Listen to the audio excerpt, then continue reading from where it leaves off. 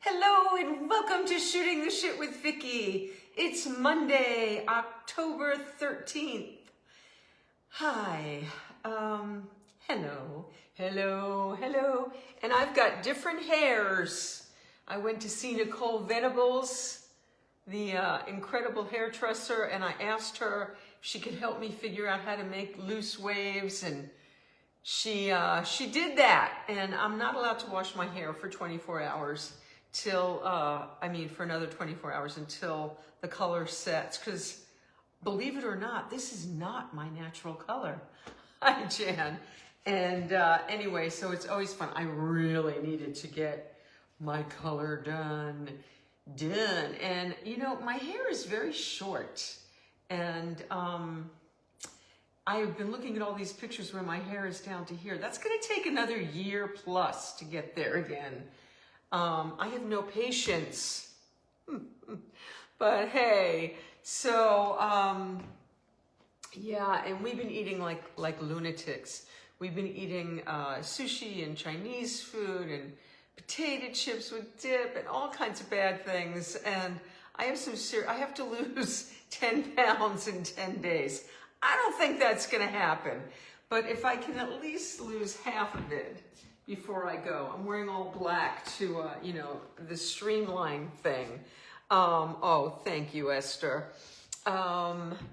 So today's a good day. Today's a good day. The hostages have come home. It's also bittersweet. Hey, Valerie. Hi, Snuffy. It's bittersweet because only 20 of them came home. Thank goodness 20 of them did, but only 20 of them did. And another 50 didn't. And no women have come home or will be coming home. And 4 came home in body bags. And but let's focus on the positive. Although, before I get to focus on the positive, I have to say that the idiot who set all this up because he planned on getting the Nobel Peace Prize. And now that that's in the rear view and he's not getting it, he could not have looked more bored today. Don't you think? I mean, it was like he would have been a completely different person today if the Nobel Prize was still a possibility ahead of him. I have no doubt. Because does he do anything for the sake of anyone else other than himself? I don't believe he does. Hi, Carol. And yeah, he looked very bored to me. Very, very bored. And the big words peace in the Middle East and all of that, it should only be. But in any case, it was really emotional and heartwarming to see the mothers seeing their sons for the first time in 2 years, the fathers thinking they were never going to see their children again. These children, these young men who were plucked from this concert, innocently plucked from this concert, that not having a political agenda, and ending up being held captive for 2 years. And I'm sure dreaming of the day they'd be reunited with their families, but not really in belief that they would be. And to see the joy, to see the relief. There was one father who's paralyzed, get up and hug his son. The mother, it was just overwhelming, the emotion today. No stars. He thinks he's getting I don't think he's getting the Nobel Prize, period. I think a statement was made that a democratic leader following a fascist state received the Nobel Prize. I don't think he's getting the Nobel Prize. I don't think that's going to happen. By the way, this is that new fangled material that in the old days we would have called this a leisure suit, like polyester shit, and I sent a bunch of them back because I was like, this is a leisure suit. But when Craig and I went shopping a couple weeks ago, I found this one. No pockets. And it's just so damn soft. It's soft and it's long. Snuffy just bought a t-shirt to wear at the No Kings rally on Saturday.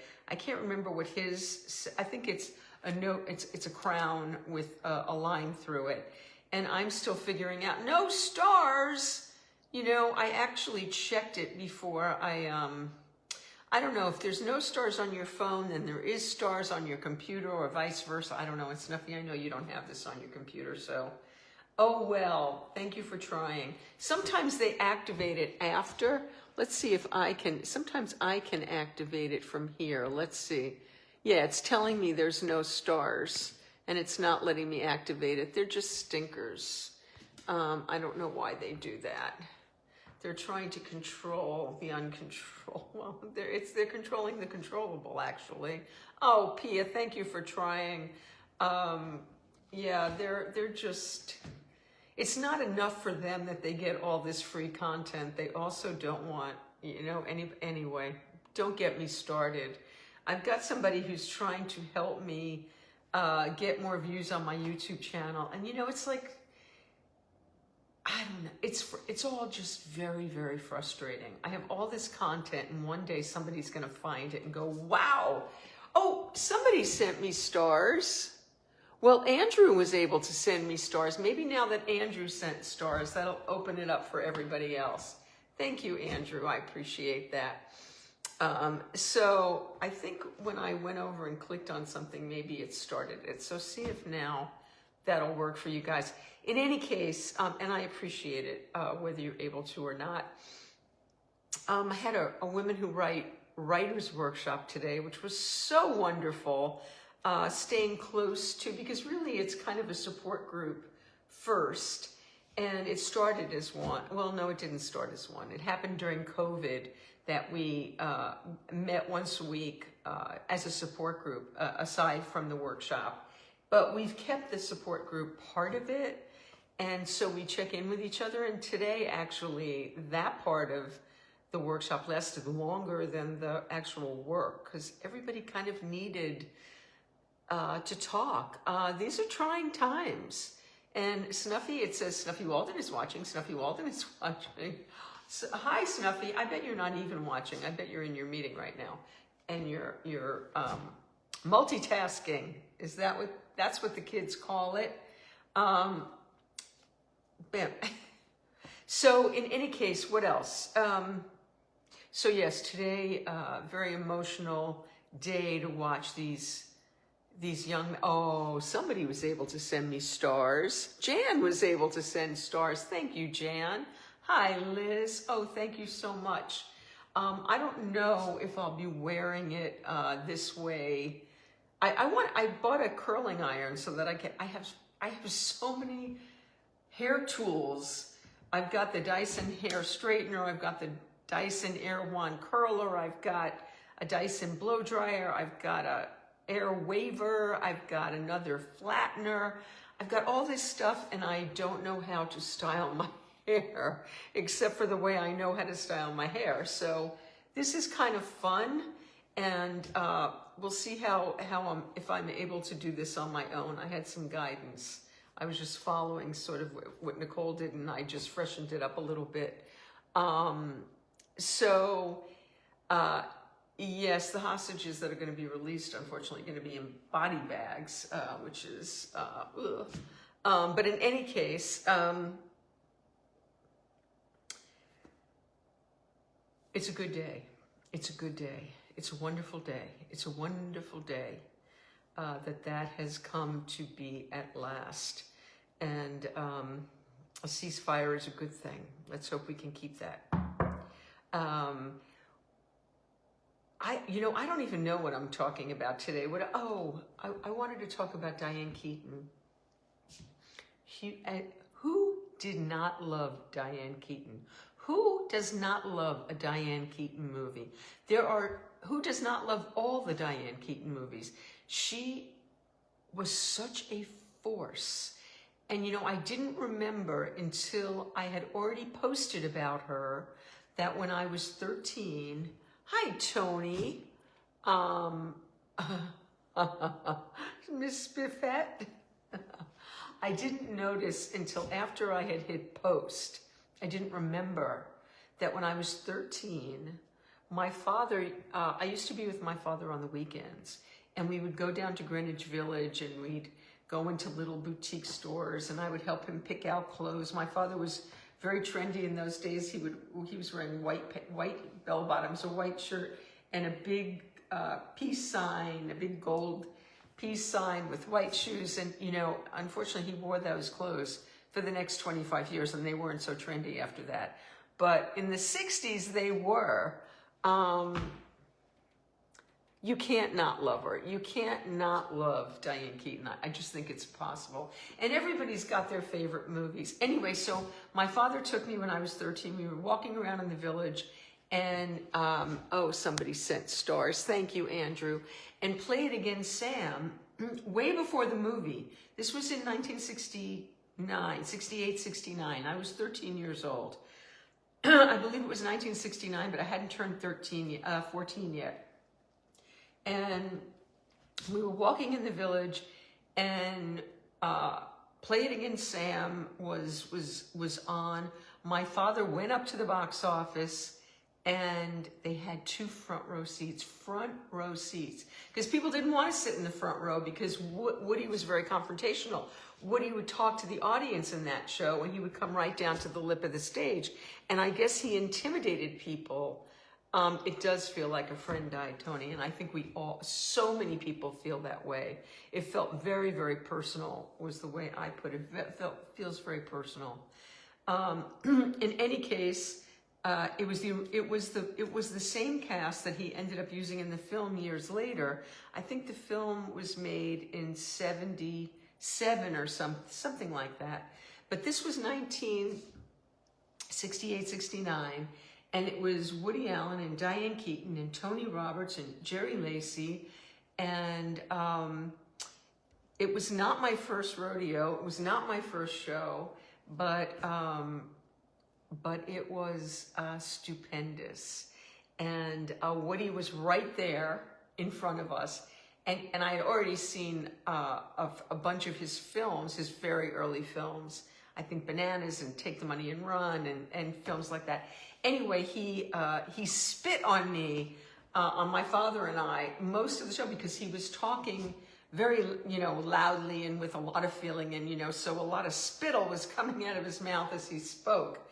And we literally got showered in Woody Allen's spit. But anyway, Diane Keaton, oh my God, first time I'd ever seen her, I believe. And she'd done some TV before that, but I didn't know her until then, and I just fell in love with her that first show. She was so delicate and hysterical and genuine and beautiful and sexy and wonderful, and yeah, she was just spectacular. Yes, it was priceless that I was there. And years later when the film came out, I loved the film as well, but it was nothing compared to seeing it live on stage. Oh my gosh, it was so transplendent. But then, one of her early films, The Godfather 2, as Kay, she was a completely different character. And from what I understand, she really campaigned hard for Al Pacino to get that film, that they didn't want to cast Al. Oh, Lynn, you're so sweet. Thank you so much. But yeah, Diane and Al, and they were lovers. First of all, her and Woody were lovers for years and made a bunch of films. So Snuffy and I watched Annie Hall the other night, but after we watched Baby Boom, because it is far from her best film, but there's something about Baby Boom, and I was talking to people about it this afternoon at the workshop. The chemistry between her and Sam Shepard just takes my breath away when they flirt with each other. It's so real. It's so, and the fact that this woman who was so awkward and vulnerable and yet a brilliant businesswoman, and James Spader is such a snake in it. Sam Wanamaker is so awful, but she has redemption, and the movie just proves to me that you can't keep a good woman down. And, you know, she had all these horrible things happen to her and befall her, and a lot of challenges. And she faced each one and got through it, and she persevered. And it also was lovely because here was a woman that didn't think she had the maternal instinct, didn't have that clock ticking. And yet once she was faced with motherhood, she completely embodied it and became just a devoted, wonderful mother. And there's just so many things about the film that warm my heart. Plus she was gorgeous in it, and her clothes and all of the cast was amazing. And her and Sam Shepard, oh my God, when they kiss, woo! You know, and it's funny. It's so funny. And Moonlight in Vermont, I can never hear that song and not think of the film. So anyway, we watched Baby Boom the other night, and then we watched Annie Hall, which Snuffy had never seen. And wow, she created that iconic look that she carried forward all through her career. You know, the hats, the scarves, the ties, the dressing like a man and yet making it look so feminine and so sexy. And I was very sad to read that she was bulimic. Not surprising, but sad that she suffered that. And I guess I also read, I don't know what she died of, but I did read that she had skin cancer as a young woman, and it recurred later, and there were people in her family that had passed from it. So I don't know if that's what took her. I read that she had a very sudden and serious illness at the end, but she was amazing, and she adopted, just as in Baby Boom, adopted children, only one in Baby Boom, but adopted children in real life, who she became devoted to and who adored her. And I have no doubt she was brilliant as a mother. She did it in her 50s. I think she was 50 when she first adopted Dexter. You know, that's like incredible. She's just an incredible woman. You know, even her in Something's Gotta Give, where she had incredible chemistry with Jack Nicholson, and they were wonderful together. Her chemistry with Keanu Reeves, who was quite substantially younger than her, was even more sizzling than her and Jack, I thought. I mean, she was great. Her and Keanu were incredible. And no matter who she was with, Warren Beatty, right? She had that whole love affair with Warren Beatty. I read today that Al Pacino regretted not marrying Diane. And when asked by Barbara Walters why she never married, she said no one ever asked her. And that's shocking to me. Wow. The only thing I can imagine is that men were a little threatened by her because she was so formidable, so talented, so intelligent, so perfect, so gorgeous. So yeah, she certainly had some incredible lovers. And I read that she said that Warren Beatty was so, I don't know if she used the word gorgeous, but that Al Pacino, his face, and I just, wow. Anyway,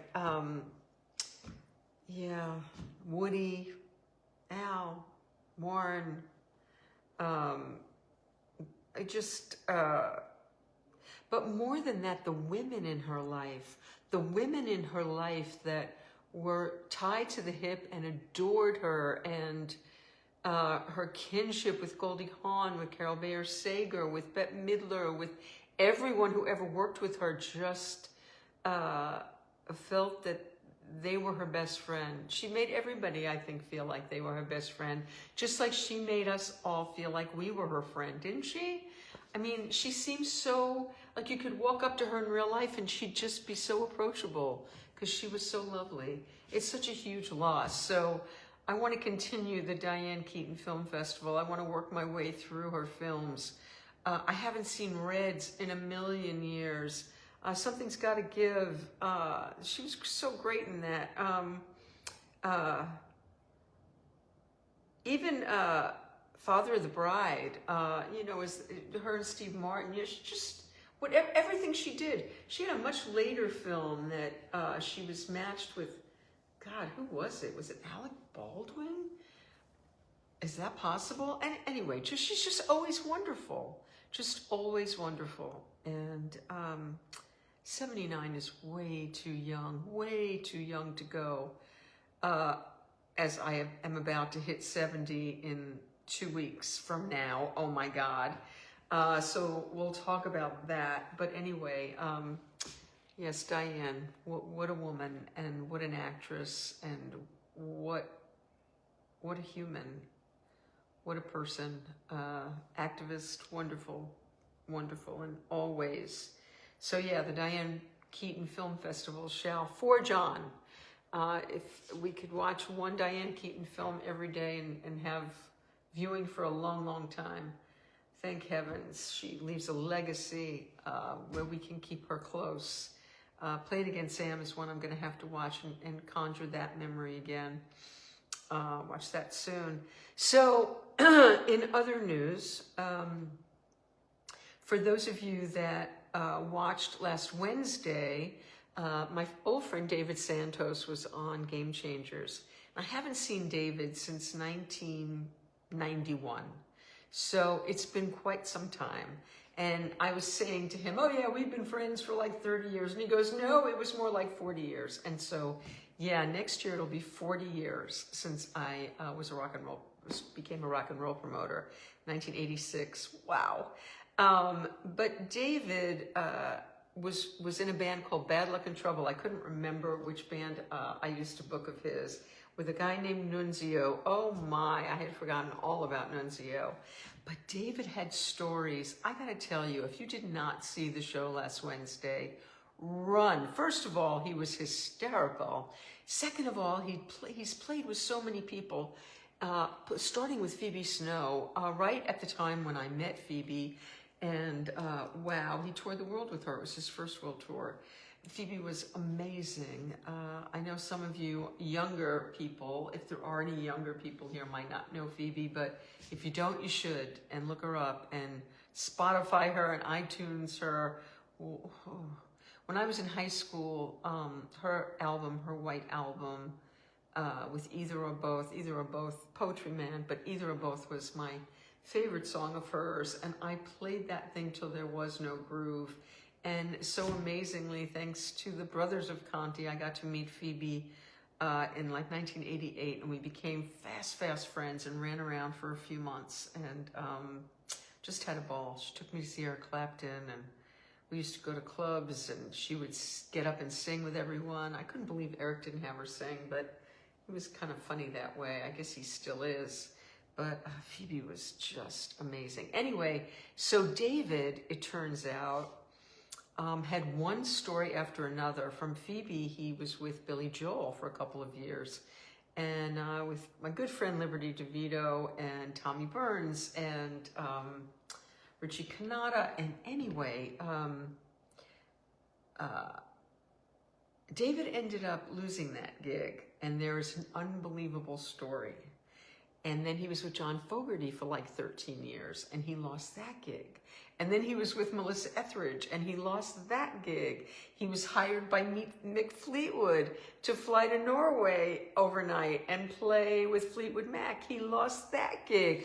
David has the best getting fired stories of anybody, so he needs to write a book called You're Fired. But it conjures a certain idiot that is not good. But he was, his stories were amazing, and he was so entertaining in telling them. And I'm so excited because we're going to Nashville on the we were supposed to go to Nashville on the 24th. And it turns out David's significant other is Wendy Moten. Oh, somebody sent stars. That looks like Andrew. Yes, thank you, Andrew. And so David's significant other, his person is Wendy Moten. And for those of you that watch The Voice, she was on, I think it was in 2021, during the pandemic, it must have been. Although I don't remember pandemic audiences for that one. But in any case, Blake Shelton was her coach. And Snuffy and I watched her journey through The Voice the other day, and I don't think there's ever been a singer like that on The Voice. I don't think ever. And in fact, Blake said, I have never wanted anyone to win as much as I want you to. And she deserved it. Oh, thank you for the stars, Andrew. She deserved it. You love her. I know, right? No, we will reclaim the phrase from the idiot. You're fired. Okay. Wendy is just an unbelievable, goosebump city. And she ended up losing, as she broke her arm and her wrist on stage at The Voice. She fell over a monitor or something. She tripped. And yet it didn't keep her down.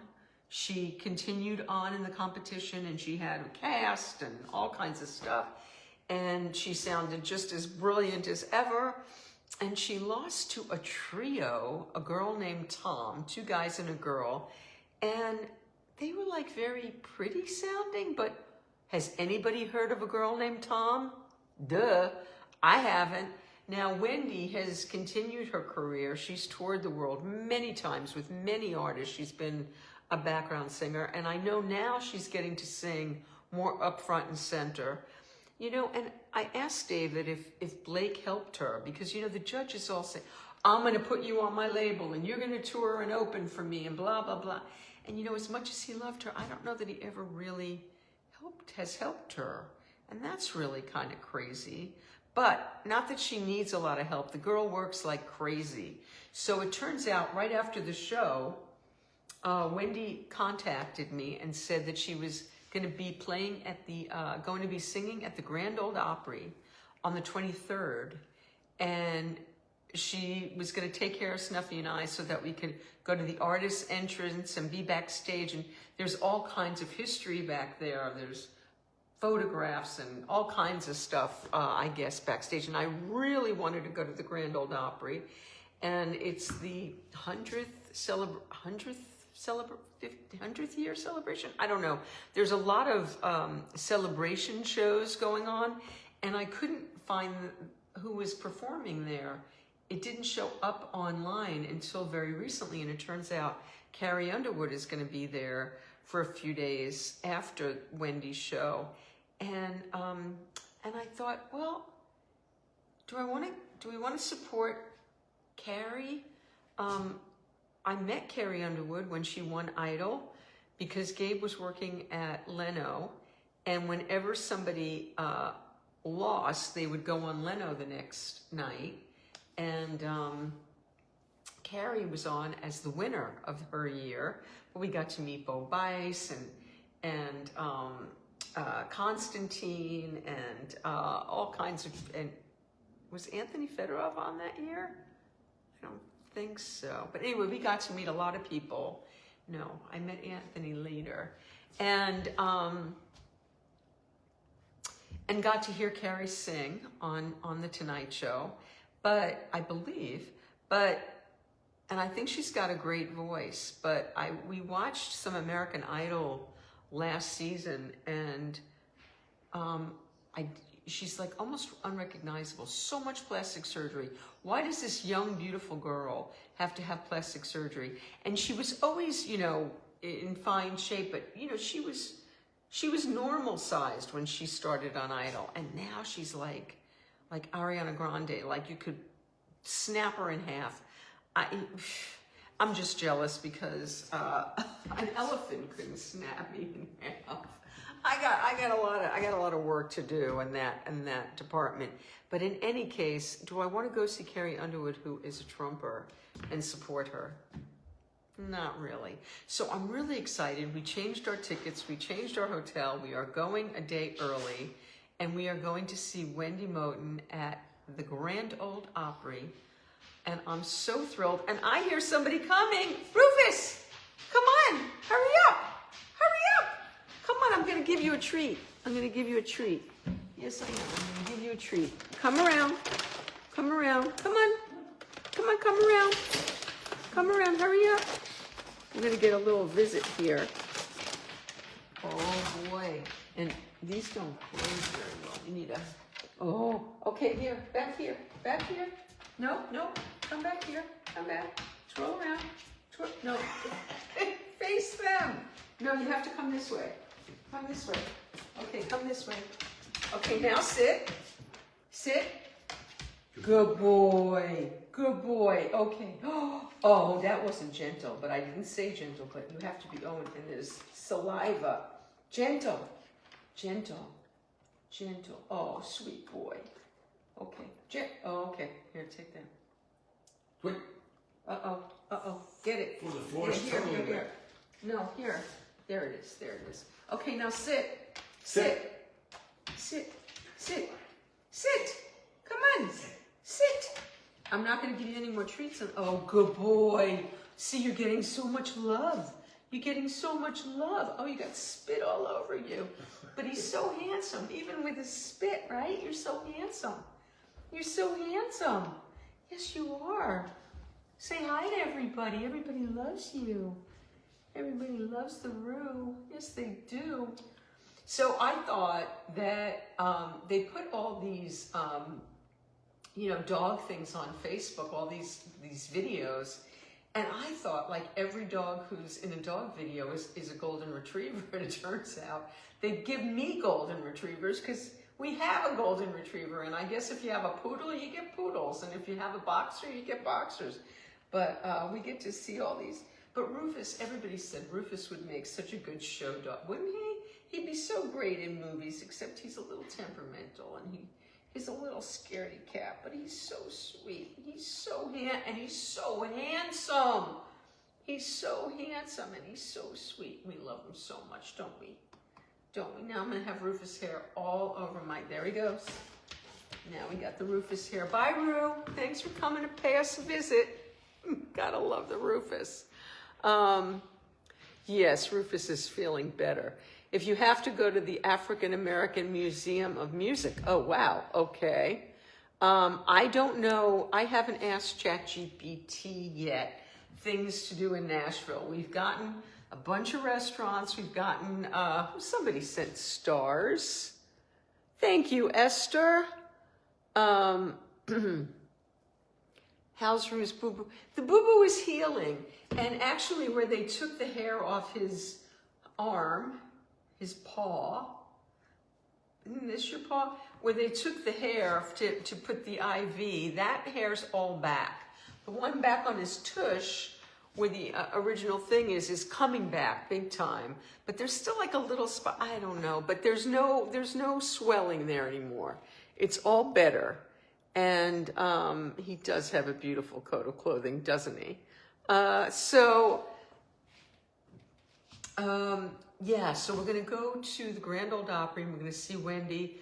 We are going to see Snuffy's good friend, Jerry Douglas, who we saw in concert with Tommy Emmanuel last year. I can't remember where. It wasn't at the Wiltern. I can't remember where we saw them, but it was a wonderful concert. Jerry Douglas is a wonderful slide pedal steel and slide guitar player, incredible. And we're going to go out to dinner with Jerry and his wife one night. We are going to see my old friend Sandy Gennaro, who drummed with Cyndi Lauper and with Joan Jett. And speaking of which, Tommy Price passed, who's Joan Jett's longtime drummer. And I'm so sorry for his passing and for everyone who loved him. I met Tommy back in the day, but I did not know him. I know he sat in on a couple of my jams, but I did not know him other than saying hello a couple times. So very sorry for his passing. But anyway, Sandy Gennaro played at all my jams and clubs and everything, was at my wedding. I haven't seen Sandy in person since 1991, 2-ish. And so it'll be great to see him. We're going to go out with David and Wendy and Sandy and his bride. And then we're going to see Wendy again, our last night in Nashville, with a band called the Time Jumpers at a thing in the Round. Is that the one in the Round? That might be in New Orleans, the thing in the Round. No, we're going to go with Jerry Douglas and his wife. I think it's called the Bluebird Cafe. Where songwriters sing in the Round, and The one we're trying to get tickets to is Mark Hudson of the Hudson Brothers, Goldie Hawn's ex-brother-in-law, and Mark's written songs for everybody. And there are like 4 or 5 formidable songwriters that are performing that night, and I really hope we're able to get tickets. You have to wait until the very last minute to get them. And in New Orleans, we'll be eating at the Loveless Cafe, and we'll be eating, I can't remember the other places we're going. There's a famous hot chicken place, and there's, we'll be doing the local food in Nashville, and then we go to New Orleans. And I've been telling you guys this for a long time. We go to New Orleans on the 28th, and we're going to get to see Terry and Teresa. Terry Wilson and Teresa James are going to be there our first night there. So we're going to have dinner with them the first night. And then the second night is my birthday. We're going to go see Paul McCartney, thanks to Brian Ray. Woohoo! And then we'll be Snuffy and I, it will be the anniversary of the day we met. And it'll be pre-Halloween celebration in New Orleans, which I'm so excited about. We have all our reservations set up for New Orleans, all but the last night, because I figure I like to leave one night open. Oh, thank you for the stars, Andrew. I like to leave one night open at the end of a trip because we always end up loving something a lot, and then we can go back a second time. So that's the plan. Or we'll have heard about something new that we didn't know about. So we'll be ready. The Bluebird, famous storied place. Yes, we're going to the Bluebird Cafe. Is he the brother with the rainbow beard? Who the brother with the rainbow beard? I don't know who you're talking about, Tony. Yes, we're going to have an unbelievable, unforgettable time. So I'm so looking forward, and I'd really liked. I can't go this weight because I know we're going to gain weight. We're going to be eating fried chicken at Willie Mae's in New Orleans. We're going to be eating beignets in New Orleans at Cafe du Monde. We're going to be eating all this food. We cannot go there. I cannot go there like this. So I probably am going to have to juice for about a week. Oh my God, I hate it. It gives me a hard time, esophageal hard time. Is he the one with the rainbow beard? He might be. I saw a picture of him. He actually might be the one with the rainbow beard, come to think of it. I know he has a beard and a mustache, and he wears a hat. Might be him. So I hope we get to see him. Thank you for the stars for Rufus. And what else? So yeah, our trip is coming up. I got to see Samantha this weekend. She and I went to Craig, and Craig is not only my stylist, but he's also an incredible seamstress. And I gave Samantha a bunch of clothes when I cleaned out my closet, and size 4s are too big on her. He's taking in my little skirt and little jacket I gave her, and some AG jeans that I was praying I'd get back into, which I never will.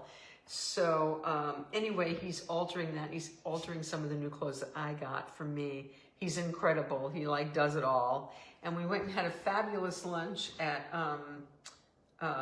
what's the salad place? I can't remember what it's called, and there's one right here, and I go there all the time. Yeah, the memory shit's really. I was saying at a meeting yesterday, people were complaining about their memories, and I say, people ask me all the time what kind of stone this is, and it's that green one. I can never remember that it's an aquamarine, but it's aquamarine. But I forget crazy things. What's the name? And I said the place we went for lunch. I want to go to. And of course now it's a salad place. They're all over LA, and I can't think of what it's called. Anyway, we went there. We had a lovely lunch. Harry was playing kickball. I wanted to go with Samantha and Snuffy and watch Harry play kickball, and it turns out that a seamster is a male seamstress. Okay, well, he's a seamster. It sounds like a teamster. But anyway, Harry let me know that there are no spectators allowed at his kickball game. So, and he had a great game. I was very sad that I missed it. But the Yankees are out. The Dodgers are in.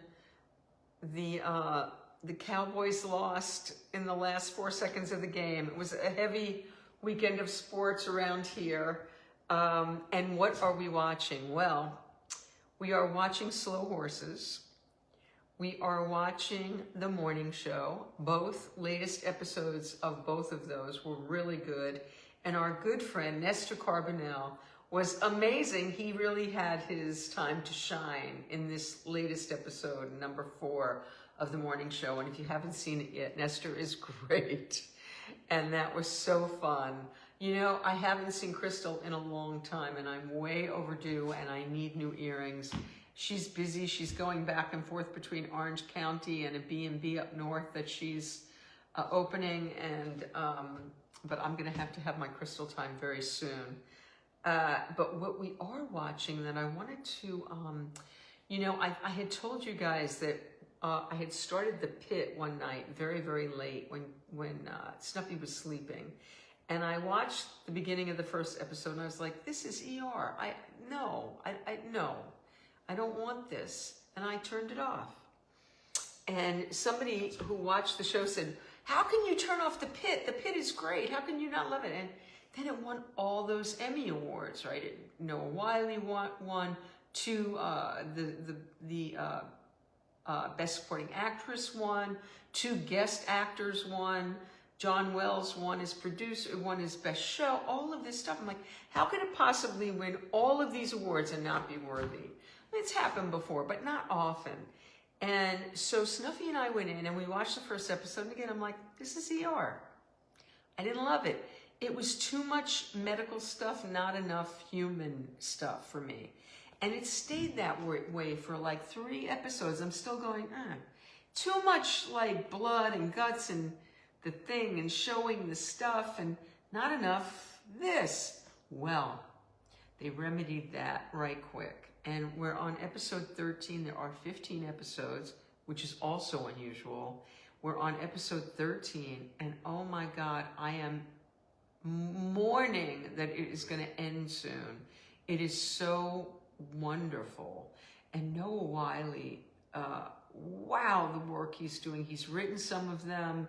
His acting, somebody else really surprising directed an episode. Now I can't remember who it was, and I was like, wow, okay, that's not something I'd expect to see. Yeah, Noah Wiley is really, really spectacular in this, and it's a wonderful show. It's really done well.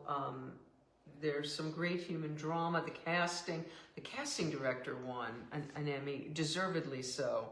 The performances are all really great.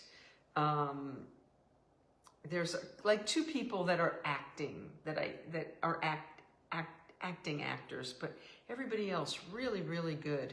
I'm not sure what we're going to jump into next, but Greg Cope White's Boots. Our good friend Greg Cope White, his Pink Marine came out the same time as Don't Jump, and we were doing the book rounds at that time. And Norman Lear, who he had worked for years before and was one of his very close friends, championed his show. It was made at Netflix, and I understand that it's number 3 on the Netflix Hot 10.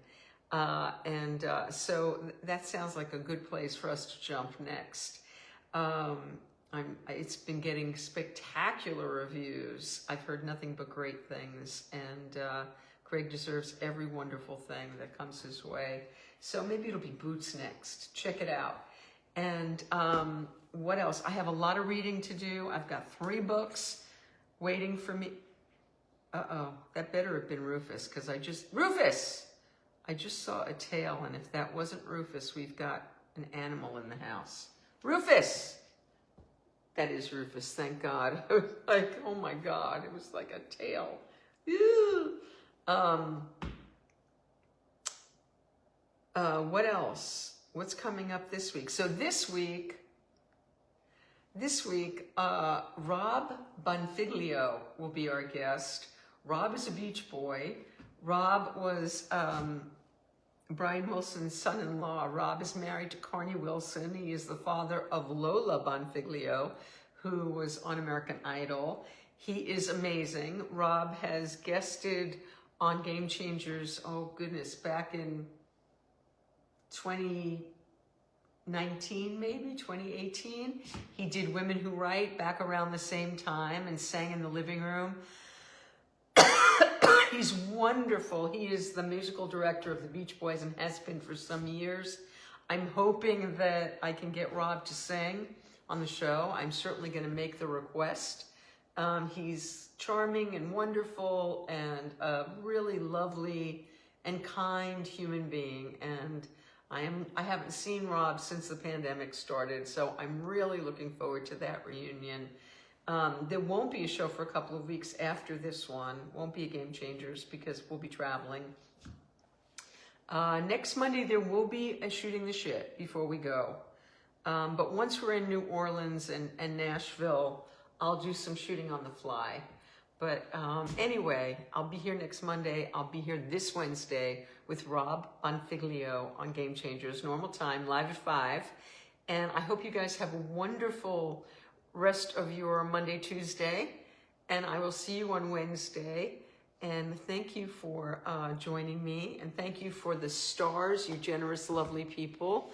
And for those of you that tried and weren't able to do it, I appreciate you just as well. And wish me luck on my trying to lose 10 pounds in 10 days. All right. How about 8? You know, right before Samantha's wedding, I waited till the last minute and I did lose 8 pounds in 2 weeks. So it can be done. I'm just going to have to start now.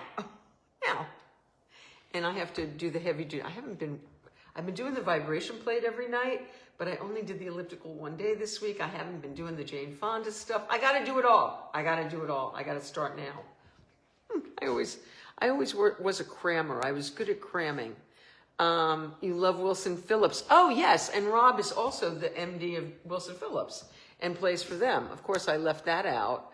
I love Wilson Phillips' album, Dedicated. They cover their parents' songs so beautifully. How wonderful.